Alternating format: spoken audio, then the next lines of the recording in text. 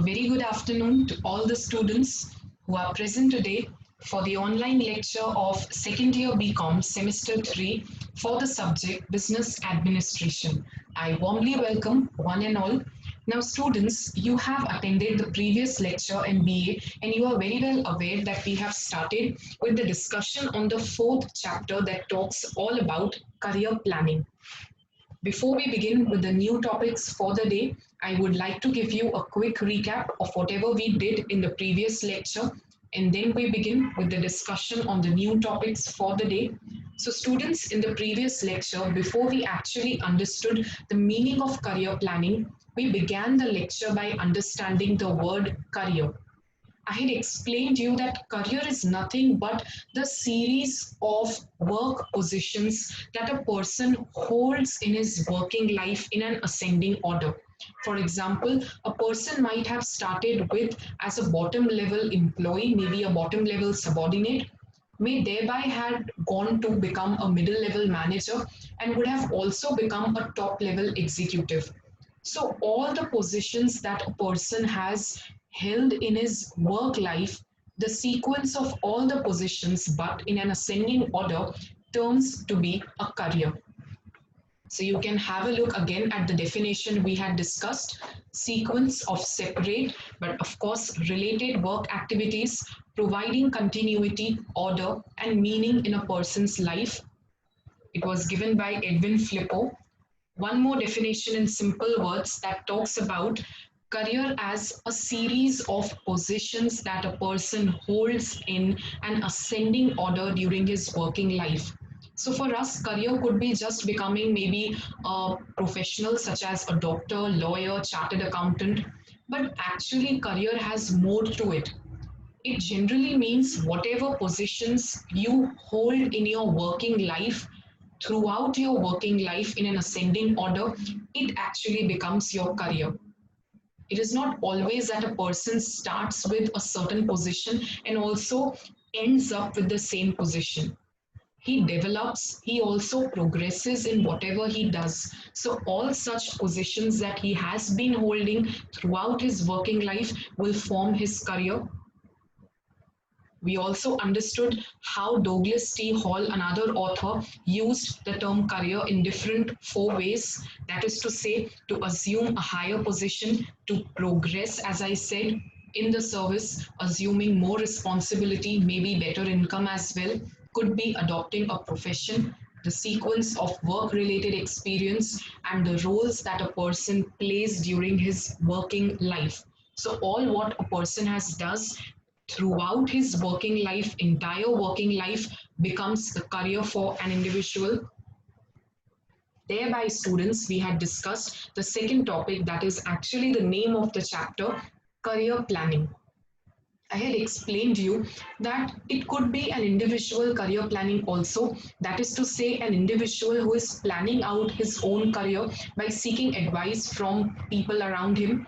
But in this chapter, particularly, we are not talking about individual career planning.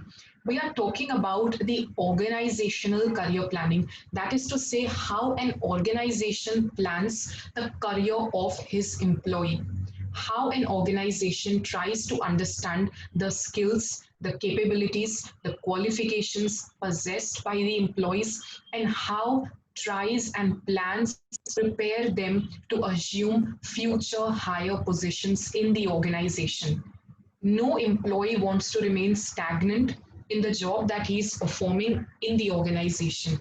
He wants something more from that. He wants to also progress, wants to attain higher positions, wants promotions in the organization. So, through career planning, the organization, the human resource department pays attention to such career goals of its employees, tries to develop their skills, tries to enhance their capabilities, and thereby helps them assume future higher positions, promotions in the organization. Now, the question that we had discussed was that why would an organization think about the career of the employees? Why can't the employees themselves decide about their career? So, we had discussed in human resource management that you want employees to be sustained, to be retained in your organization. You want You don't want them to leave your organization. You want to attract more people. You want them to stay in your organization, for which you should invest in the career planning of the employee also. Not only does it benefit the employee, but it benefits the organization at large as well. So students, pay attention to the summarized meaning of career planning. As I said, it is an organizational activity. Here we are not focused on individual career planning, but we are focused on how an organization plans out the career for his employee, how it identifies the employees and prepares them for higher position, because it may happen that employees don't possess the necessary skills and capabilities to fulfill the higher positions in the organization. So they should be given training, they should be counseled. Their needs, their aspirations for progressing and developing in their career should be fulfilled. It is an important function of personnel, or what you call human resource management. And as I said, not only achieves the company goals, but individual goals of employees as well. Lastly, career planning also involves counseling, training, and preparing the employees for future promotions. So basically, career planning is nothing but planning the career of the employees working in the organization, helping them achieve higher positions in the organization, and thereby also preparing them by giving proper training. Next up, students, we had discussed the different objectives, I can say the needs or the purpose of career planning. Why would an organization undertake career planning of employees? We have discussed this earlier, so just have a quick look at it. Number one was to have a stable workforce. You want to undergo career planning so that the workforce remains stable in the organization and the labor turnover rate can go down. Through career planning, you can also correct the wrong placements. That is to say, by identifying the skills, the capabilities, the qualifications of the employee, you would be placing the employee at such a job which is suitable for him. That is to say, a right person is placed at the right job. Also prepares the employees for promotion. That is to say, by developing their skills, capabilities through training and development, you can prepare them for promotion. Also, you can prepare the employees for challenges as well. That is to say, the outside environment is changing at such a fast pace that even the employees have to remain adaptable towards the same. So they have to be prepared to meet such challenges, which can be undertaken by providing them training. Career planning will also help attract the competent persons, because if the people know that the organization pays attention to the career of the individual employee, also promotes them based on their efficiencies, they will definitely be attracted towards such an organization. Helps to utilize the managerial reserves. That is to say, if you have employees who can become good future managers, good future leaders, you can train them, you can make them, prepare them in advance to meet up the vacancies of managers likely to arise in future. Improve the motivation and the morale, because when the employee's career is planned in the organization, when his career goals are given paths to be fulfilled, definitely he stays motivated, his morale stays boosted. Determining the role of employees, that is to say, what role can he play in the organization.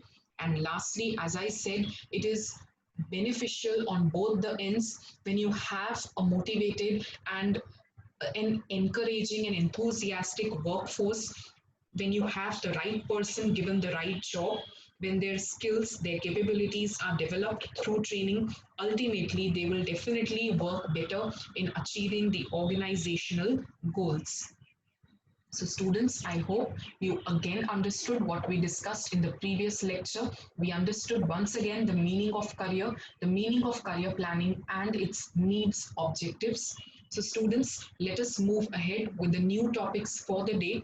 The first topic that we have to study today pertaining to the chapter career planning is nothing but succession planning. Now, what do you mean by succession and what do you mean by planning? You all are very much familiar with the word planning, to plan for future, to decide for future. But what do you mean by succession? You all might have heard about the words successors and predecessors. Successors meaning to say who will go ahead, who is going to succeed in a certain position.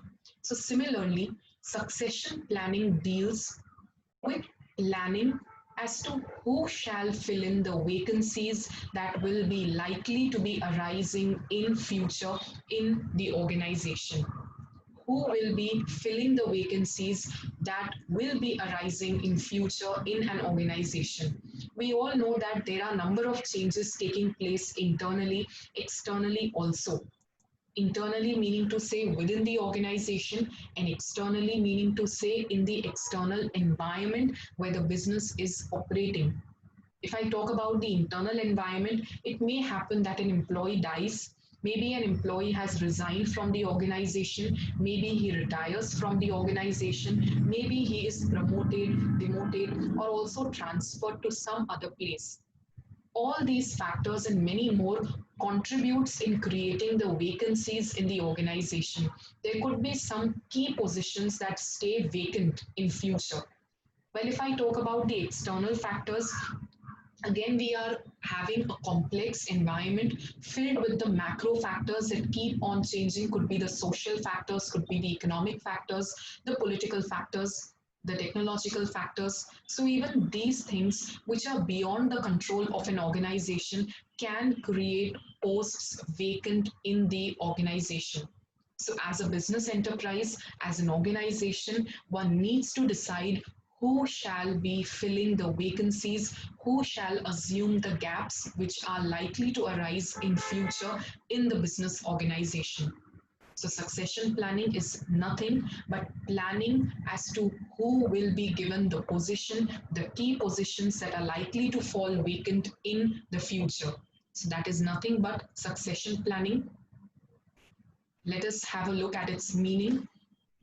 So succession planning refers to the process and the actions that aims at identifying and developing a pool of potential successors for senior or key jobs in the future. As I said, you have to first of all identify as to who can become or who can assume the senior or the key jobs that will stay vacant in future. If you do not have such people, secondly, you can also develop them by providing them the necessary training. It ensures the continual supply of qualified executive talent to lead and support the business growth. As I said, due to internal and external changes, there will be vacancies that are likely to arise in future in an organization.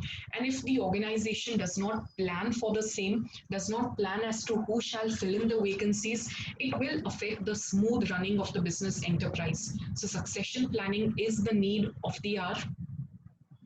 It is an ongoing dynamic process that helps an organization align its business goals and human capital needs. We have even studied this in the third chapter under the concept of human resource planning, that you need to plan the demand and the supply of the manpower. Whether you have the availability of candidates within the organization or you need to recruit them from the outside environment is to be forecasted under succession planning. As I said, you can either identify those employees or you can also develop those employees within the organization by giving them the necessary training. But by succession planning, we simply mean who will assume the position, assume the vacancy which will arise in future in the organization.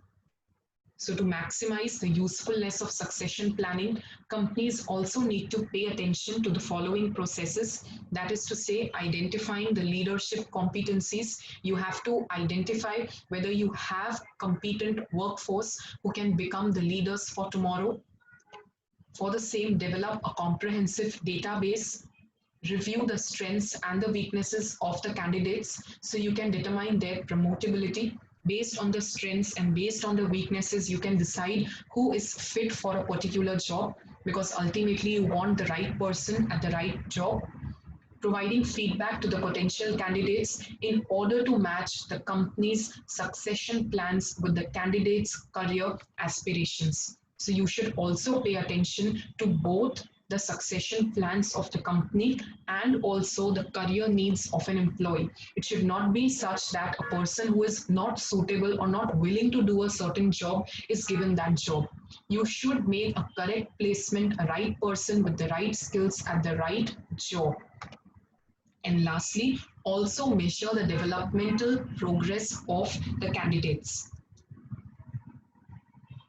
Moving ahead, succession planning identifies the high potential employees as possible replacement for key jobs by encouraging hiring from within. As I said, succession planning helps you identify the people within the organization itself, because every now and then you cannot be hiring and recruiting people from outside. So you can better identify people within the organization who have the necessary skills, or maybe through training their skills can be developed, with which they can assume the positions likely to fall vacant in the organization.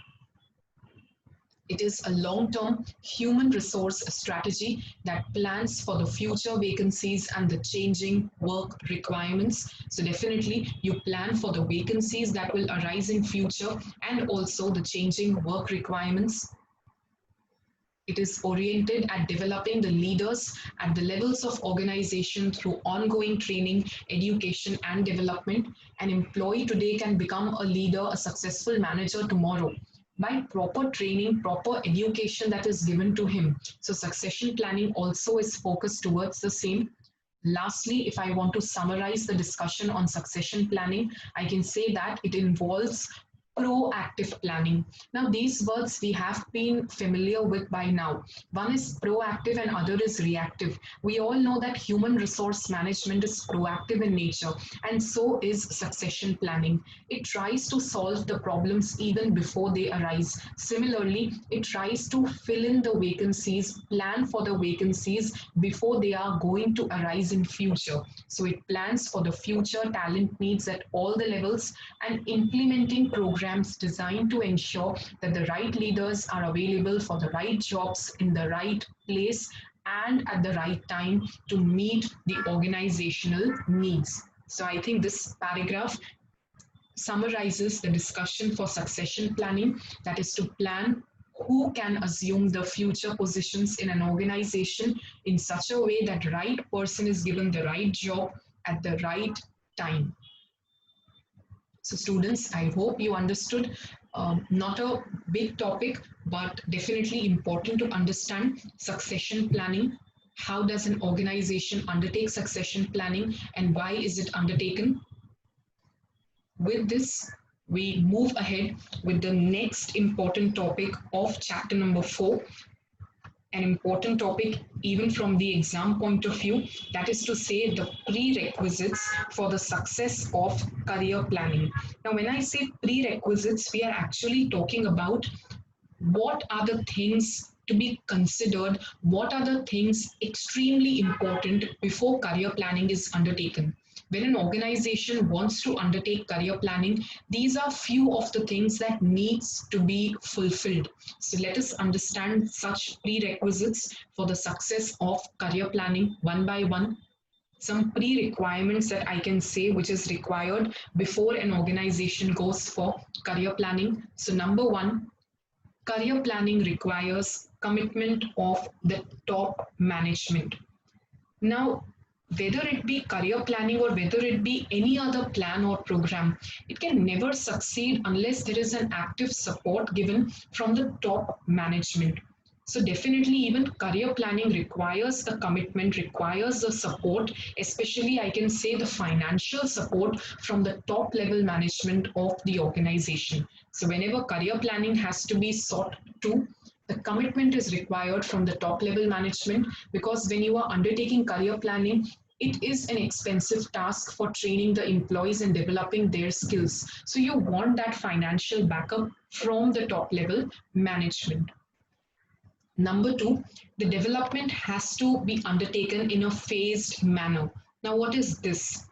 In order that employees can progress in the company, they need to receive higher positions. We mentioned earlier also that an employee wants to move at higher positions, wants to progress and get promoted to higher posts in an organization. So even it is the requirement on the part of organization to develop in a phased manner, to have such posts falling vacant in future, because if there are no such posts, then there is no such opportunity also on the part of employees to get promoted.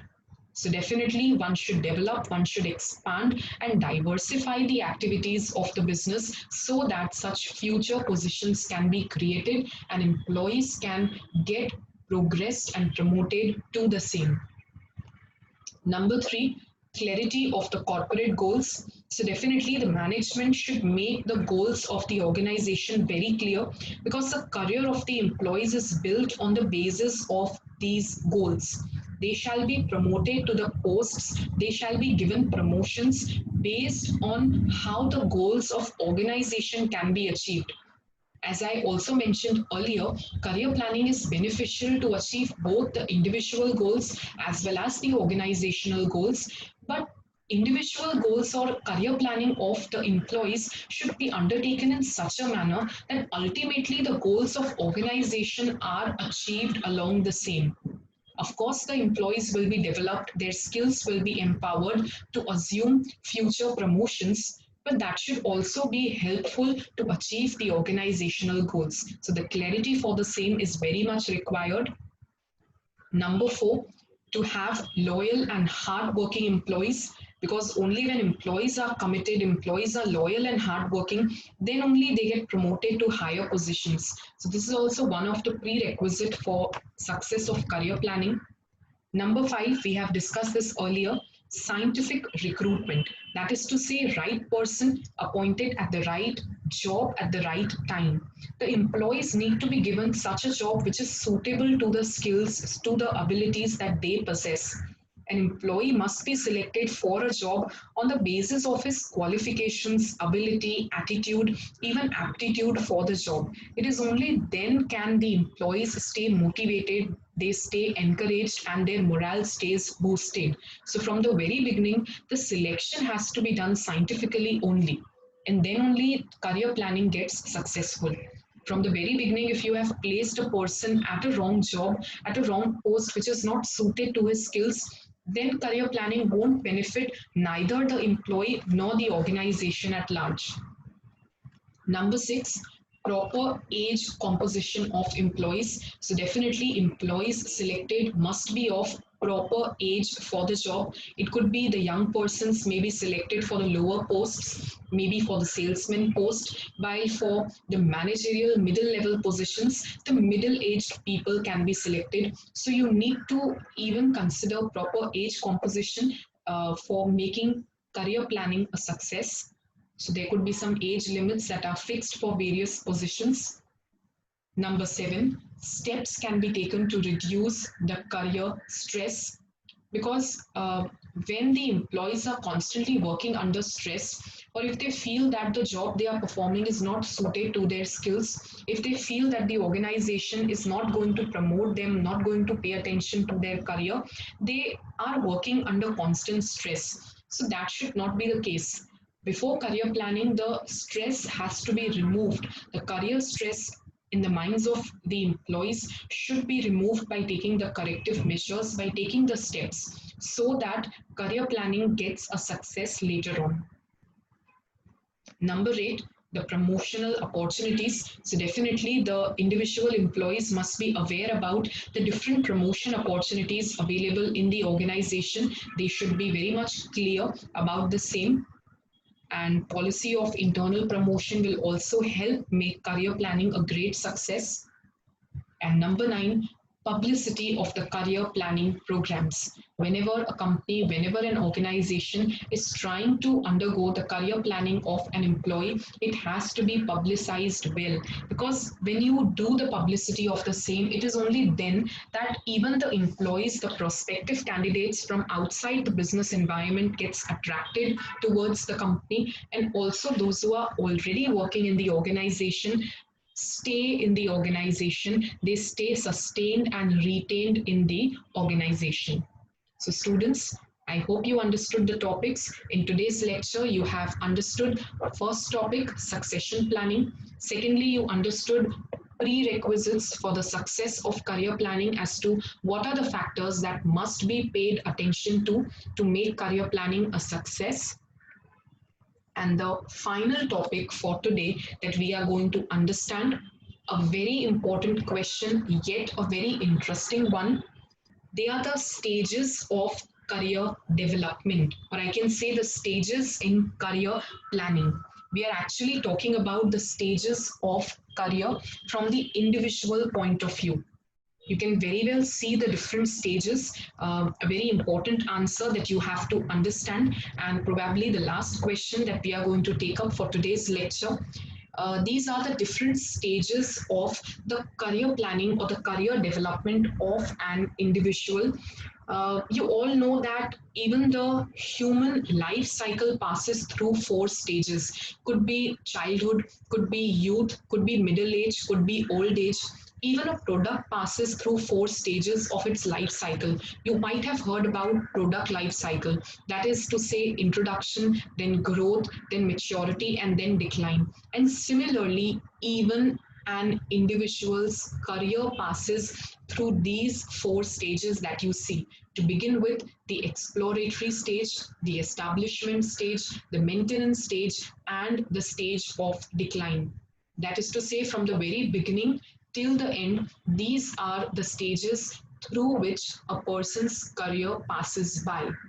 Of course, different authors have given different stages of the career for an individual, but we are going to discuss the model of career stages that is given by Professor Douglas T. Hall. And these are, as I said, various stages of career planning, but from an individual's point of view. We are discussing the stages in career planning from individual point of view given by Professor Douglas T. Hall. So one more thing that I would like to mention, that whenever you are writing the answer for the stages in career planning, you always have to mention the stages in the same sequence that it is shown to you in the above slide. That is to say, the cycle should always begin with exploration, then establishment, then maintenance, and then decline, because it is the series, it is the same sequence through which the career of an individual actually passes. So we shall be understanding every stage in detail today, and then I would wind up the lecture also for today. So as I said, human life cycle has four stages, namely childhood, youth, middle age, and old age. Even a product passes through four stages of its life cycle, namely introduction, growth, maturity, and decline. So similarly, you also have four stages through which a person's career passes. That is to say, exploration, maintenance, establishment, and decline, as given by Professor Douglas T. Hall. As I said, there are different authors who have given different models suggesting various stages of a person's career, but we are going to discuss the one that is given by Professor Douglas T. Hall. So let us understand every stage pertaining to an individual's career one by one. So the first stage that you see is the exploration stage. Now, as the name suggests, it is the stage where actually the individual is exploring. He's trying to seek answers to all the puzzling questions he has about his career. It is actually considered to be the most trying stage or the most unproductive stage, where the person is actually trying to analyze himself, his identity, his skills, abilities, which he possesses already, his qualifications, and as to what job should he seek for, which is the job which is the most suitable to the skills, to the attitude, to the aptitude that he possesses. So definitely this is the first stage of an individual's career, but actually he's trying to get a job, he's seeking for a job, searching for a job, and the most trying stage, as I said. So let us read it once. Career planning of a person starts with searching for a job. As I said, this is the first stage, and being the first stage, the person is right now searching for the job he wants to perform, trying to find his identity, He himself appears in various employment tests and tries to do the various functions. He tries to undergo several employment tests because he is actually searching for a job at this instance. He would be performing various functions. The most trying, the most unstable, and the unproductive stage of anybody's career, because here the person has actually not got a job yet. He's just searching for the job. He's trying to know his own self, his personality, and suitability for a particular type of job. Because a person first of all needs to analyze himself from within as to what are the skills he actually possesses, based on which what career should he opt for. So he's actually trying to seek answers for a number of questions that are buzzing in his mind regarding his career already. For example, if a person is interested in engineering skill, he will try to get a job for an engineer, because everybody possesses some or the other skills, some or the other, I can say, abilities, or has passion, has interest in something, based on which he can decide as to where he has to make up his career, in which direction he has to go. So, thereby considered to be the first stage where a person is searching for a job, seeking a job, trying to understand his own identity, personality, and the skills he possesses, thereby the most trying, the most unstable, and the unproductive stage. Students, moving on, after he has explored, after he has searched for a job, after he has also analyzed what skills he possesses and which job is the most suitable for him, there comes a second stage, that is establishment. As the name suggests, here a person has actually got an establishment in the job. He actually has got the employment, he has got the job, and now he is trying to get stable in it. He now tries to get established in it. Of course, it is from this stage that the productive period of the career has begun already, and this is the stage where he's trying to get that stability in the job. He's trying to develop the career and wants to get promotion in the same.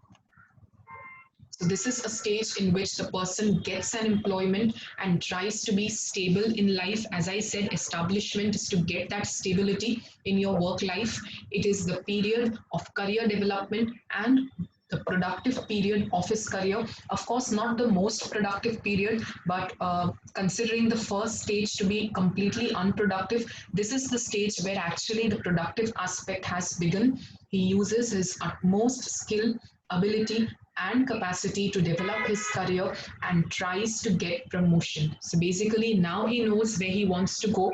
Now he has considered the job that he's performing. So now he tries to make the most of the skills he possesses and wants to go ahead and ahead in that job, wants to get progress, wants to get promoted.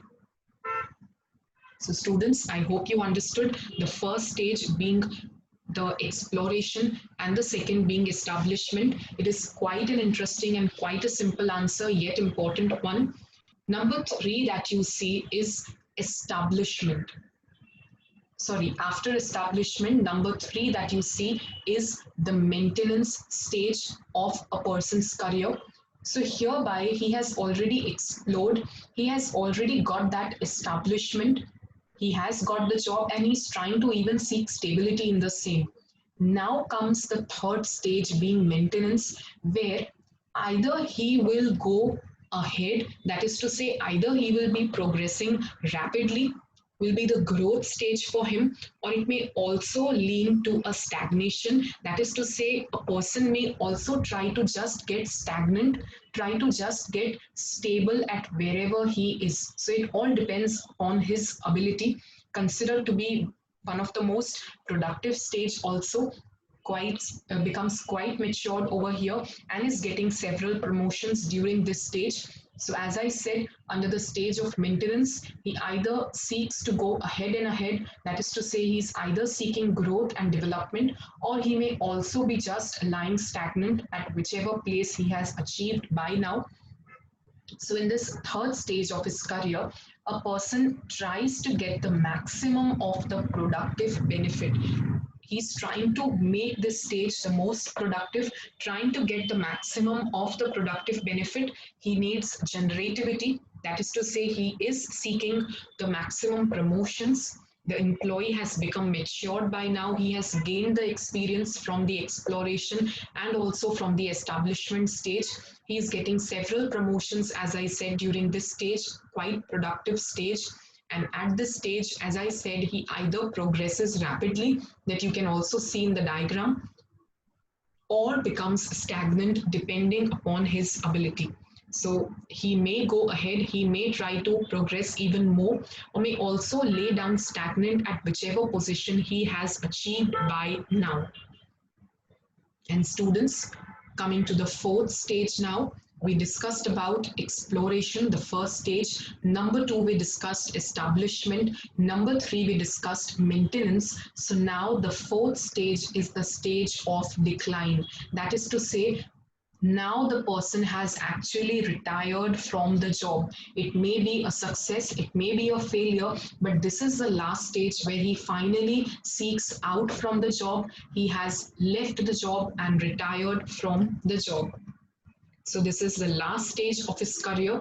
He now comes to an end of his career and he retires from the job that he has joined, either coming out highly satisfied or even highly dissatisfied. It depends. There may be a number of people who have worked for a particular career their whole life long, but they are still not satisfied with the same till their retirement. And there could be few who come out highly satisfied. But definitely a person retires from the job at a certain time period and thereby becomes the last stage of his career.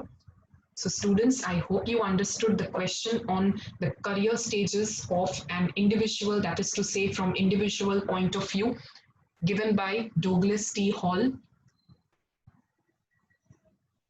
Even Edwin Flippo has told us that the different age duration for different stages is the exploratory stage being between 15 to 24 years, the establishment stage between the age of 25 to 44 years, again the maintenance between 45 to 64 years, and lastly the decline takes place after the age of 65, that is to say when the person retires from the job. Of course, it may differ from organization to organization, from individual to individual, but this is the time duration, this is the age gap that is given by Edwin Flippo.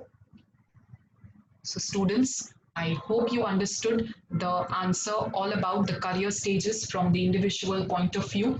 Before I end up the lecture, you can just have a look on the diagram on the screen that will give you an exact idea of how the career stages look like individually. So as you see, the career stages are shown to you. An individual begins the career, as you can see, from the exploration. So he has begun from a zero and he is going ahead, trying to seek a job, trying to seek employment, trying to seek answers to his puzzling questions about which job suits the best and which skills does he possess. Thereby, he moves to the stage of establishment where he is growing ahead. It is considered to be a stable sort of a stage where he is trying to get enough promotions and the productive stage actually begins, then goes to the maintenance. And here it is what I was trying to tell you, that it is in the third stage of maintenance where of course he has got the most of the productive benefits, he has got the utmost promotions, but he can either from here seek growth or he may also go to a stagnation path.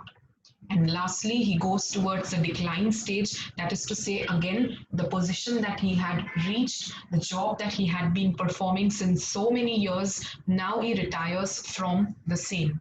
So students, this was all about the career stages of an individual's work life. I hope that I was clear with all the questions you have studied today. To begin with, we have understood the question of succession planning, planning for the vacancies likely to arise in future in a business organization. We understood with the prerequisites of a successful career planning, what are the factors that should be considered in advance to make career planning a success. And lastly, we discussed a question on the different stages of career from the individual point of view. I'm repeatedly telling you that it is from the individual point of view because in the next lecture, we will be studying the career stages, but from the organizational point of view. As I said, learn the answer in the same sequence, write the answer in the same sequence that you can see on the slide. So students, I hope that I was clear with all the topics that we have discussed today. For any doubts, any queries, feel free to ask them in the Google Classroom and I shall be answering to them at the earliest. See you soon in the next lecture where we shall be learning some new topics in the same chapter, career planning. And thank you so much for the day, students. Keep learning. The notes are provided to you. Also, read the notes even for your assignment and for the quiz that will be put up soon in the Google Classroom. So until then, happy learning. Thank you for the day.